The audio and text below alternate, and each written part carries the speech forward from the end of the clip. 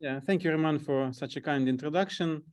I would share a bit about our experience during the war and the theology of the trauma that my institute is exploring during last 2 years, and in a few weeks we will have a large summer school of theology devoted specifically the issue of trauma. Basically, I will base my presentation, my lecture, on the work of few contemporary trauma theologians who study trauma, specifically Shali Rimbaud, who is one of the best and well-known specialists in studies of trauma and its relation and connection to theology and to church life, and also other specialists that I have a big respect to is Diane Landberg, also psychologist and theologian who study the trauma issue in the context of the church. So church is also not only a source of healing, but in many cases a source of trauma itself. So first of all, I would like to draw our attention to the point of vulnerability of human existence. One of the most obvious consequences of the year and a half of the Russian-Ukrainian war is a reminder of how vulnerable and fragile human existence is. And when I talk about fragility of human existence, I mean its most basic body or biological manifestation of human existence. And it's a discovery for many contemporary people. Why? Because it would seem that ever since the Enlightenment, we have been increasingly convinced of the power of man, who has harnessed the power of nuclear energy, created means of rapid transportation on land, water, and sky, conquered space, and began to explore Mars. We have invented cures for many diseases that used to be a death sentence. We improved living conditions in many basic aspects, and we developed the idea of the rule of law and constitutional human rights. And as a result, people are now living longer, healthier, and freer. On these grounds, the whole group of contemporary thinkers portrays the history of mankind in recent centuries as a path of constant progress. Probably you are aware about the work of evolutionary psychologist Steven Pinker, author of the Better Angels of Our Nature, and his other very famous book, Enlightenment Today. And this thinker continues this life-affirming theory, arguing that any of humanity's problems could be solved by using reason and scientific knowledge. And we are actually endlessly elevating to better society and better life. Many of his critics have expressed doubts about the credibility of Pinker's arguments and the convincing nature of his logic. But today I would like to draw attention to another, not statistical, but existential aspect of this problem. So we can discuss whether the number of poor people in the world is growing or decreasing. And there are many different kinds of doing these calculations. We can discuss whether access to healthcare and clean water is improving, and what the economic prospects of the global economy are. However, if you were to live as Ukrainians are now in a country that is suffering from a terrible, bloody, and continued war with a state or country that has enormous military potential and threatens to use nuclear weapons, all these statistic, mathematical calculations would immediately lose its meaning. About 1 million of Ukrainians have been mobilized or conscripted for military service. And for a year and a half now, hundreds of them have been dying on the battlefields or suffering horrific injuries every day. Meeting a person in a military uniform but with prosthetic limbs is our daily reality. How many more tens of thousands of them are in hospitals or trying to heal the wounds of their crippled bodies and souls at home? When you read the stories or watch videos about the work of Ukrainian military field medics, it's frightening what explosive materials and pieces of metal can do to human body created by God in the image of God. However, death is not only a threat to Ukrainians on the battlefield. Last year, the world shuddered in horror at the atrocities committed by Russian soldiers who killed, tortured, robbed, and raped Ukrainians in the occupied territories of Kyiv, Chernihiv, and Sumy regions. Later, we were exposed to Russian torture chambers in the liberated territories of Kherson, Izmail, and Kharkiv at the end of last year. There is only fragmentary information about mass torture, deportations, filtration camps, forced adoption of Ukrainian children into Russian families, and other crimes committed by Russians in the Ukrainian regions that are still under Russian occupation. You can be killed or maimed at the whim of the occupier suspected you of being pro-Ukrainian, or simply because a Russian soldier likes your fridge or toilet. The threat of death hangs not only over the Ukrainian military or resident of the temporary occupied territories. Ukrainians die every day from the artillery strikes in the frontline areas. Every day, the risk of sudden death is extended to every Ukrainian as Russians launch missiles attacks across the territory of Ukraine. Thousands of Ukrainians, including hundreds of children, have been killed by these attacks, as well as by kamikaze drones supplied by Iran.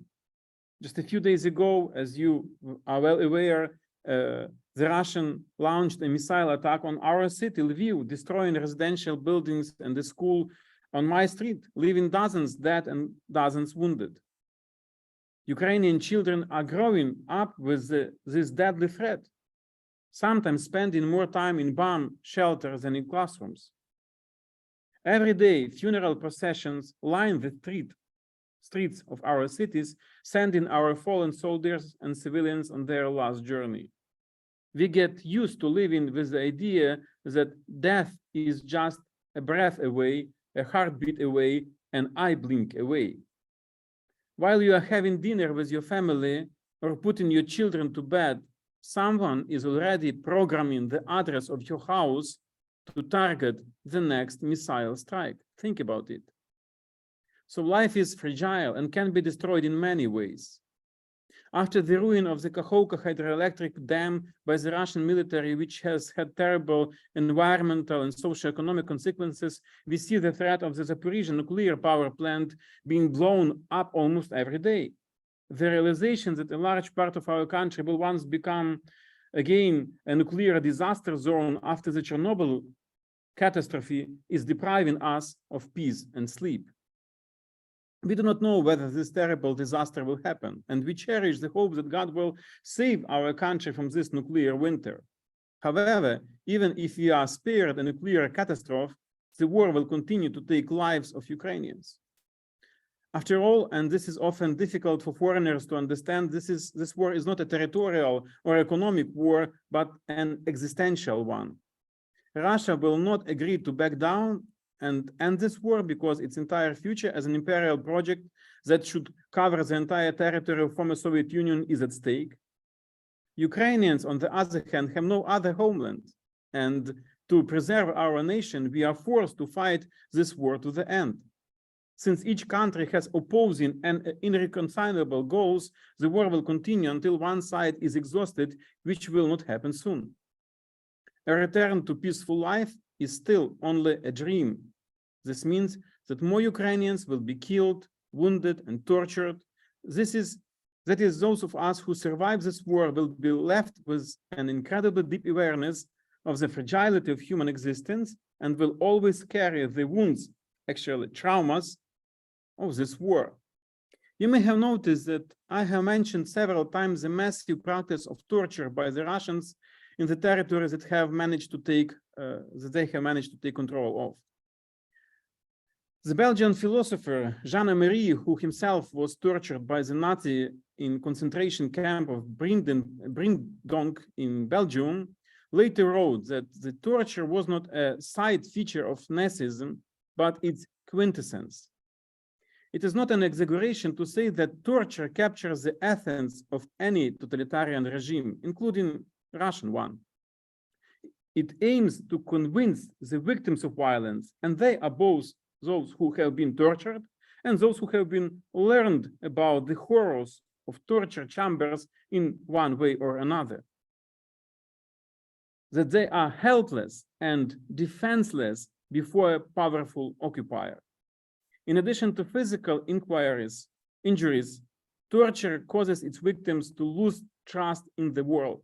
The belief that another person, on the basis of written and unwritten social agreements, will treat them with care, or rather will respect their physical and therefore metaphysical existence. As Amery writes, the boundaries of my body are the boundaries of myself. My skin isolates me from the outside world. With this skin, I must feel only what I want to feel in order to maintain my trust. During torture, during threat that we all experienced during Russian missile attacks, another person imposes us physically and thus destroys us. So those of us who will survive this war will remain incredibly aware of fragility of human existence. We will always carry the traumas of this war. And this leads us to the next important part of our lecture. Now we have to talk how Christian theology and practice are being shaped by trauma studies and how church ministers should respond to the trauma challenges. Well, psychological trauma is not a new phenomenon, but it is newly studied, flagged by psychoanalysts at the end of 19th century as a wound of the psyche. The term trauma, actually wound, injury, is a modern way of describing how violence impacts us psychologically, spiritually, and emotionally. Well, Sigmund Freud noted that veterans of World War I did not simply recall the violence that they have endured in the war, but were reliving it in the present. The observation defied existing theories of time and experience. The veterans failed to delineate between then and now, signaled to that the timeline of how we interpret experiences is profoundly shattered in cases of overwhelming violence. In 1983, the concept of post-traumatic stress disorder entered the diagnostic manuals.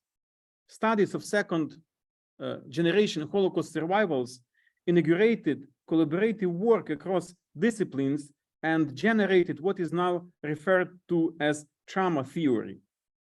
These works widened the scope of study from a psychological framework to literary, historical, theological, and philosophical accounts of experience, and they moved from interpersonal to the collective domain. For example, Toni Morrison, in her novel Bellowed, provides a specter of the unaddressed trauma of chattel slavery in the figure of a dead child whose ghost returns to tell truth about the past. Morrison understood that cycles of violence play out across generations.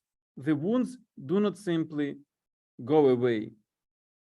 Experience of pain, loss, and suffering are part of human existence, and in time, many can integrate the suffering into their lives.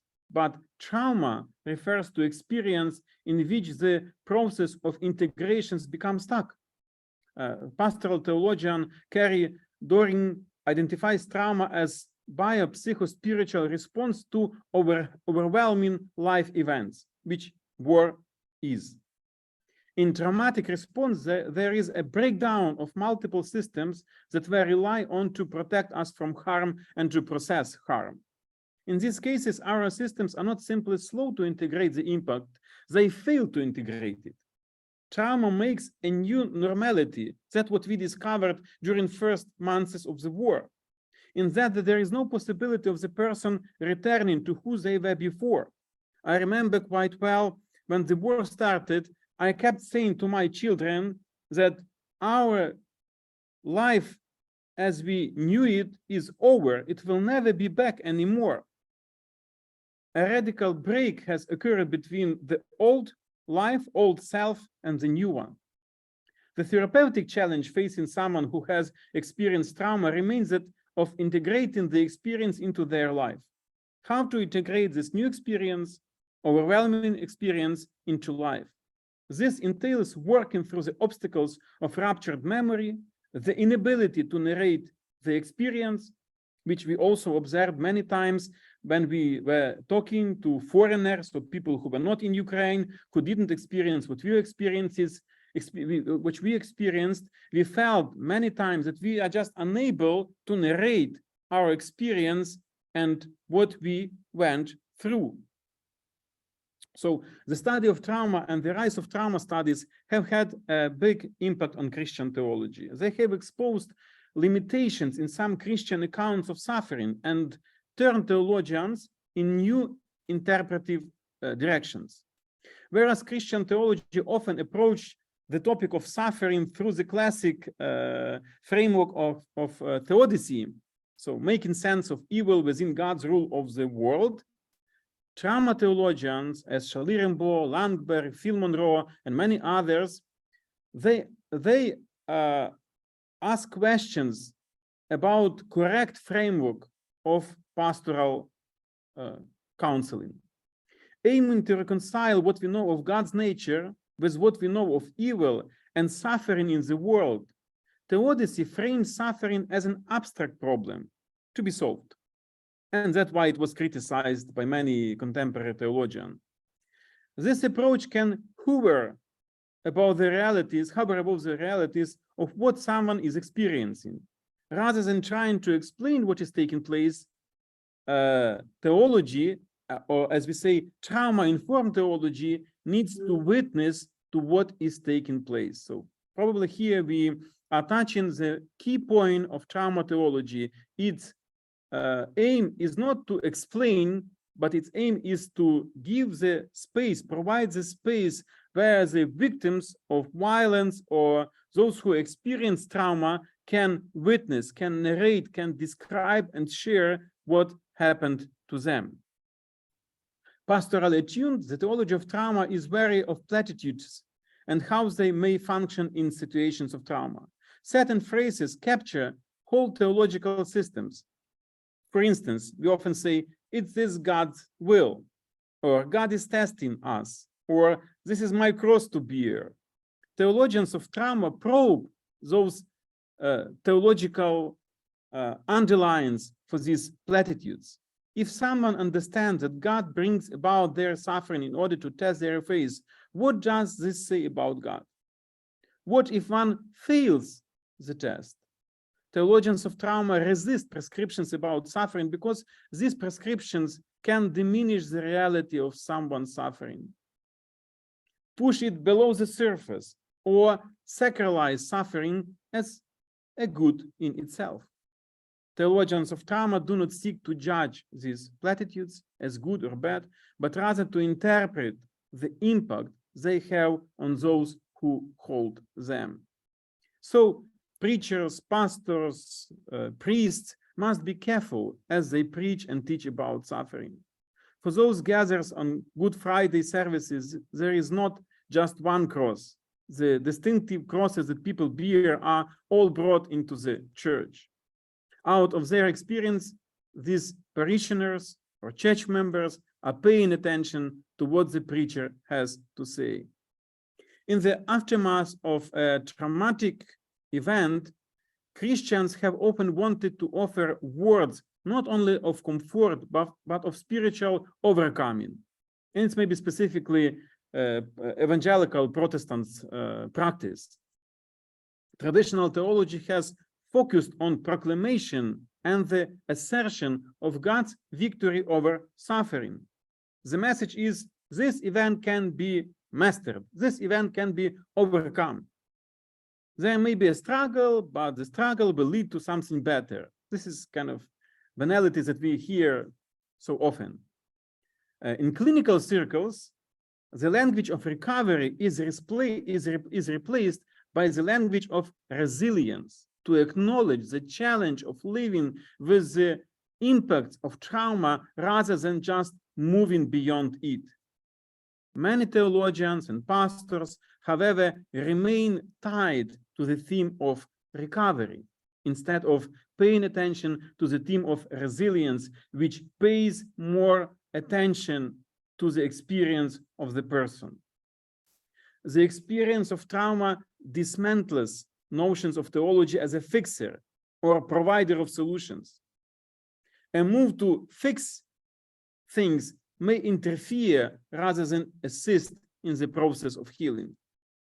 Theologians who have learned from trauma studies understand the importance of accompaniment, truth-telling, and wound-tending. Acts of witness and testimony acknowledge the reality of traumatic experience that can never be fully brought to the surface of consciousness. This posture is not focused confidently on conveying theological or moral certainty. Instead, its confidence is the healing power of giving a witness to suffering. And this is one of the reasons why the best witnesses to the sufferings of Ukrainians during this war are not theologians, but poets. Poets who use metaphors, who use very rich images that better convey, better witness to suffering of Ukrainians than our attempts to provide some systematic analysis or description of what we went through during those 500 days. In response to trauma studies, theologians have turned to multiple resources throughout Christian history, liturgy, theology to provide alternative visions of suffering and healing. I'll give you an example. We turn, for example, to the gospel narratives, emphasizing that each gospel provides a unique account of how Christ's disciples responded to trauma of his crucifixion. The short ending of Mark's gospel is raw and attests to the shock of loss of apostles.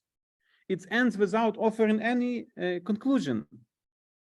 The Gospel of John features multiple appearances of Jesus to his disciples following his death. Trauma reading pick up on the certainty of witness in John, which renders it more of survivor narrative than a narrative of triumph. In Luke, the account of the disciples meeting the resurrected Jesus on the road to Emmaus underscores the problems of recognition that marks many experiences of trauma. Jesus appears as a stranger, we know the story, and makes himself visible to his disciple only indirectly through the sharing of bread. The resurrection appearances often begin with the disciples not knowing or even not recognizing Jesus. For readers attuned to trauma, this sense of loss, mourning, confusion, and doubt in the gospel are significant, not incidental. They provide models by which contemporary Christians can grapple with their own experiences. Theologians have turned also to liturgical resources, reviving traditions of lament in Hebrew scripture. And the good friend of mine, Filipinian evangelical theologian Rico Villanueva, has written few excellent books, actually bringing back the practice of lament from the Old Testament to Christian counseling and trauma healing process. So reviving of tradition of lament in the Hebrew scripture, we insist that communal practices of remembrance and lament are vital for the life of faith. Grief, loss, and pain can and should be held by communities who long for God's transforming work. rethinking liturgical resources in this way, Christian communities can provide, as one theologian said, containers in which experience of trauma can be held, narrated, and then transformed and healed. For many people who experience trauma, Christianity has offered judgment, not good news. And I've seen that so many times in my practice as pastor and Christian teacher. This judgment may live in our bodies, tied to deep experiences of shame and guilt. We hear repeatedly that churches are not sites of healing from violence, but instead sites of perpetration of violence. And here I would like you to refer to the work of the great scholar of the trauma and violence in Christian context, Diane Landberg, who devoted all her academic and practical life to working with the victims of different traumatic experience in Christian, basically Protestant evangelical context, unfortunately. This sense that a person is at fault for what has happened to them is often threaded into a Christian responses, sometimes unconsciously. Knowing something about trauma should change the shape of Christian ministry. And I believe in many ways that happened during last 500 days in ministry of many Ukrainian Orthodox, Catholic, and evangelical pastors and psychologists. When we write sermons or offer pastoral care or counseling or mentoring or discipleship, we have to keep in mind, as Shalir and Bo reminds us, 3 lessons of trauma studies. The first one, the past is not the past. The past is never just past. In the timeline of traumatic experience, events are not over when they are actually over in chronological meaning. Christian communities, through worship and ritual, can provide containers, as I said once, for practices of remembrance. We can incorporate into the calendar occasions to acknowledge what is known and not known about the past. We can emphasize the belief that God holds the memory of suffering across time in a suffering body. We can consider how the memories of past suffering might be reconciled in and through the work of Christ. And here I would like again to refer you to the work of the great Protestant theologian Miroslav Wolf. I am now in Croatia, in Osijek, in the city of Osijek, and Miroslav Wolf was born and lived here for many years and started here his academic career, being a young Christian in underground Pentecostal community where his father was a pastor. And during the time of local atheist regime, his church and his family were persecuted. Then he got opportunity to go to Germany, because still Yugoslavia was at least a little bit more free country than Soviet Union, and he studied in Tübingen, at Tübingen University under the Jürgen Moltmann. And he wrote his dissertation, but then he had to return back to Yugoslavia to serve in Yugoslavian army. And here he is a Tübingen theologian, who studied with Jürgen Moltmann, a soldier in Yugoslavian socialist army. And he wrote later an excellent book that I really would advise you to take a chance to read, The End of Memory. The End of Memory. Excellent, excellent book of Miroslav Wolf. You probably know about his book, Exclusion and Embrace, which is one of the 100 the best theological books of last century. But End of Memory is really a masterpiece. And there he described his experience in Yugoslavian army. And he came from Germany, being a PhD in theology, with American wife. With wife who was American citizen. And he is soldier in the Yugoslavian army. So Yugoslavian Secret Service made his life in this Yugoslavian army horrible, just awful.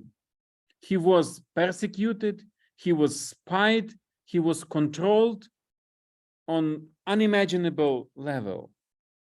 So his life from being a student in Tübingen with intellectual context became a nightmare. And he acknowledges that this 2 years experience has long life effect on him. As I mentioned before that, when I told about Jean Amery's experience in Belgium concentration camp during Second World War. And then he did this great study in End of Memory, raising this issue, when our memory can be healed. And his response is that on a fundamental level, our memory will be healed only in eternity, as actually Clive Lewis in Great Divorce is explaining us too, the same idea. Only there we will have this healing of memory. So we have to admit this, because quite often we say, well, that happened long time ago, that was a year ago or 2 years ago. So now it's a new day, new year of your life, and the past is already past, it shouldn't affect you. But the lesson of trauma studies for us as Christian ministers, pastors, theologians, or just as Christians, is that past is never just the past. It's still present, it still affects. And we should respect the situation and how others are dealing with their pasts. Second lesson, which I would like to mention, the body remembers. The body remembers. Many of our theologies are word-based. We are all still living in the world shaped by Enlightenment and Descartes. So we believe in world-based theology. We emphasize talk, and in most cases the healing process for those who experience trauma is, well, conversation, talk, witness, narrating their experience. But this, so we often privilege the role of knowing, believing, and speaking in the life of faith. But this approach to faith often fails to address the role of the senses and of bodily knowing in faith.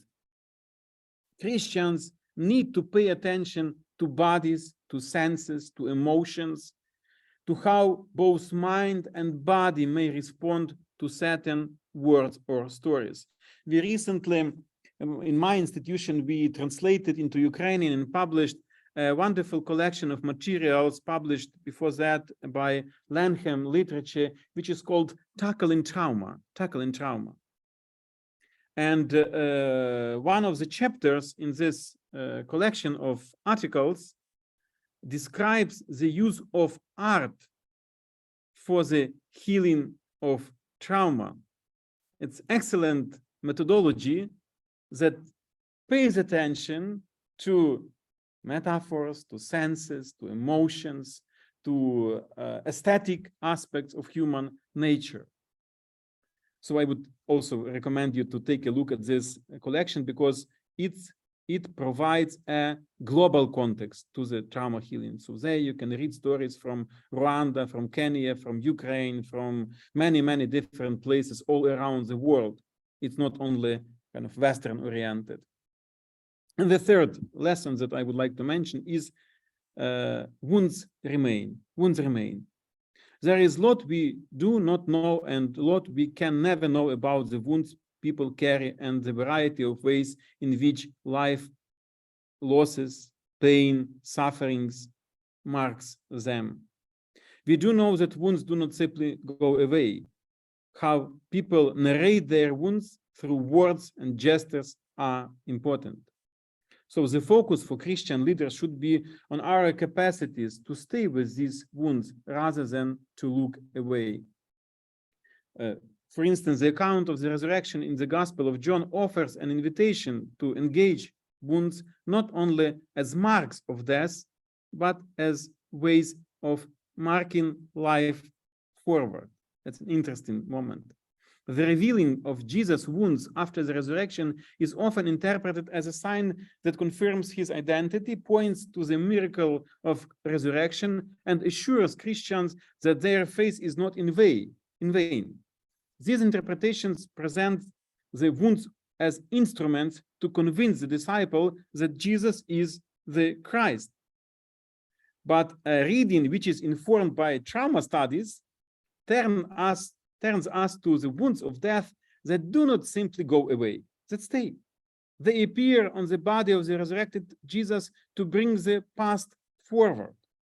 This Gospel's account presents the resurrected Jesus in ghostly form as he moves through the walls of a locked room and stands in front of the disciples. But he is also very fleshy, and I started my lecture from this fleshy, biological, let's say, aspect of human existence, as Jesus invites Thomas to plunge his finger into his pleural cavity.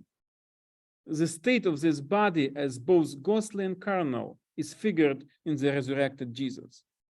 So I hope that these insights from trauma will not change our narrative or our systematic views as theologians, but instead they give us a new angle of vision on the Christ who bear wounds and new starting point of us as Christian ministers in caring for others.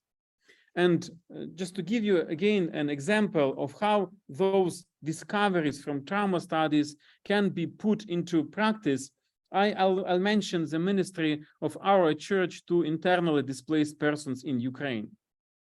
So besides being theologian and professor, I'm also a pastor, teaching pastor in one of evangelical Pentecostal communities in Lviv, as Roman mentioned. And as many of you may know, when the war started, we had, and it still continues, the whole wave of people leaving frontline territories. And it's not just an experience of last year.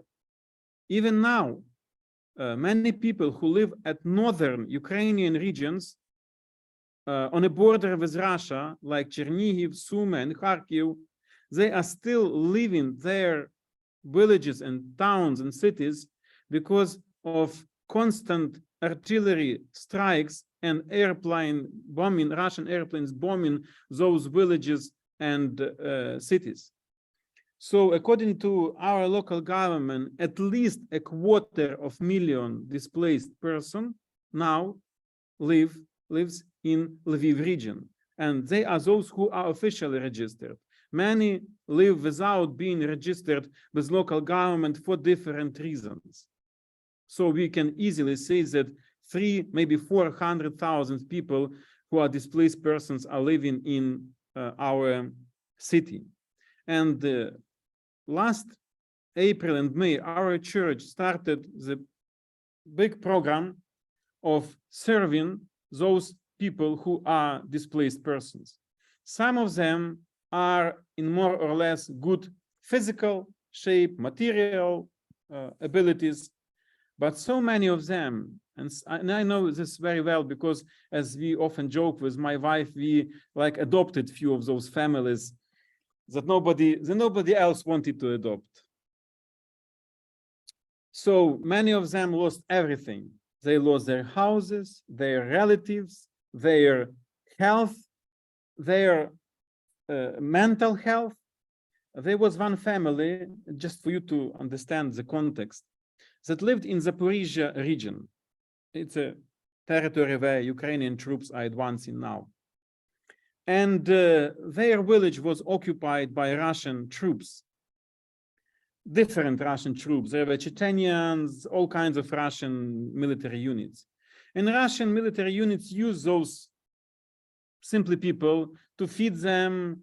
They took all their belongings, making them to cook for them, to provide those Russian troops with everything. And finally, the Russian unit decided that those very simple, just very simple people know some secret information. because they heard their conversation. So they brought tank, and tank shoot at their house. The husband, the father of the children, was killed immediately, and the mother with 2 children escaped through the minefields to Ukrainian troops. And when he came to Lviv, somebody advised our seminary and then our church. And they were totally lost when they came.